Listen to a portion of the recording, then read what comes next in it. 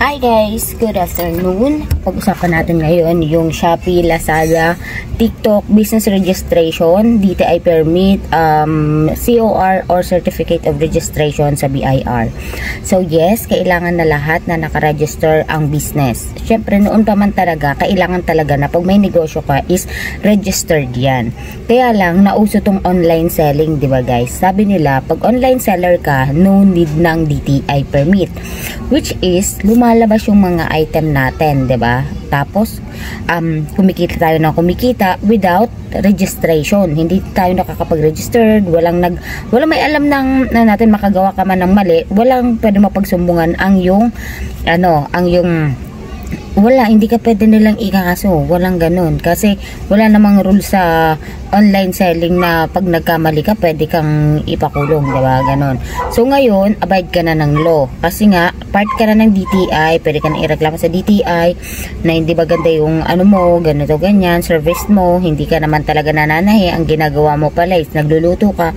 So malayo doon sa name na na-register mo, doon sa business registration mo, and then doon sa COR mo. So, kailangan ba talaga na kaya na ba? Actually, hindi ito maganda sa mga small business owner. Yung mga reseller, yung nagre-resell lang siya, yung pagbibili yung client, halimbawa, nagbili si client ng isang ganito, pupunta pa siyang Divisoria or pupunta siya sa kanyang supplier to buy this, and then i-ship niya. Bago niya idadalhin ngayon or ibebenta, 'di ba? So paano kung 'di ba?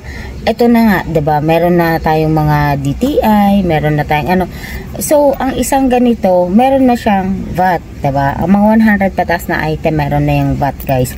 Panoorin nyo na lang din sa YouTube kasi tinuturo naman din kung paano mag-compute ng VAT. Dito nga lang din ako sa YouTube natuto. So, as part na abide na tayo ng law, kailangan na natin tong sundin. Dahil, bakit? Ano mangyayari sa account natin? Restriction tayo, guys. Napansin ko ngayon, guys, nung last year, kumikita ako sa Lazada. So, ngayon, hindi ako kumikita. Sabi ko, bakit kaya? Tapos, medyo hindi ko kasi masyadong ino-open yung Lazada. Hindi ko masyadong chine-check. Unlike sa Shopee ko na namomonitor ko talaga siya. So, hindi ko pala napansin na nagre-require din sila ng COR, which is ang tagal ko nang nakuha ng COR ko, isasubmit ko na lang sa kanila para mas maging visible yung shop ko.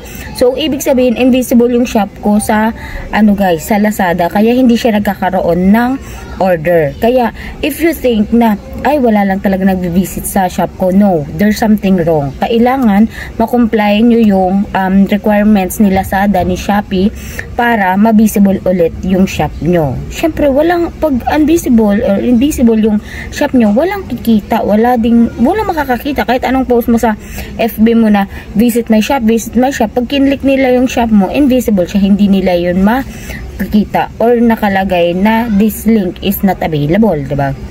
So, okay. Ano yung itsura ng DTI? Itong DTI, guys, kinukuha lang ito through online, no? Mag-fill up kayo dyan, dti.com, ganon.ph, ganyan. Nakukuha to online. Babayaran nyo siya. Ang binayaran ko lang dito, 200 pesos since nasa barangay lang naman ako. 200, 500, tapos 2,000 ang national ata yun. Tapos, ipiprint nyo na lang siya. Ito ang pinakamadali at ito ang pinakaunang requirements, guys. Kasi kailangan magkaroon kayo ng pangalan. Okay? Pag wala kayong pangalan, wala ding i-register sa BIR na name. So, ito ang pinakaunang requirements. Dito sa Manila, hindi dito, guys, masyadong stricto ang BIR. Next, gagawa na kayo ni BIR ng certificate or COR. Basta meron kayong valid ID, 2 valid ID na magka-same ng address. Okay? Tatandaan, dapat magkapareho ng address. Yun lang ang requirement, guys. Requirements. Tapos, magdala kayo ng 1.5 para sa bayad ng resibo. And, mag-print kayo ng ID nyong dalawa na sa coupon band, mag-print kayo nung dalawang ID nyong magka-same ng address. Same name, same address.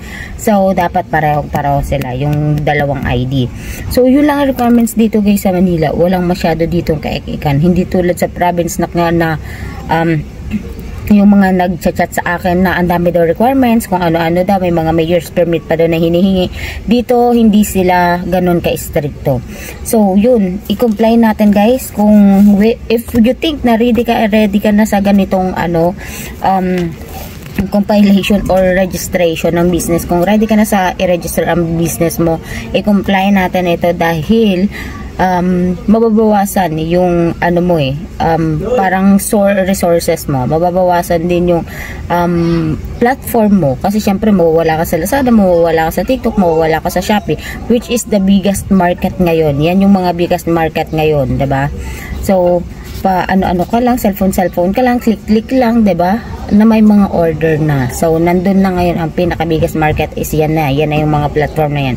So mababawasan. So i-comply lang natin. Kung nandito ka sa Manila, napakadali lang na requirements nila. That's all. Bye bye.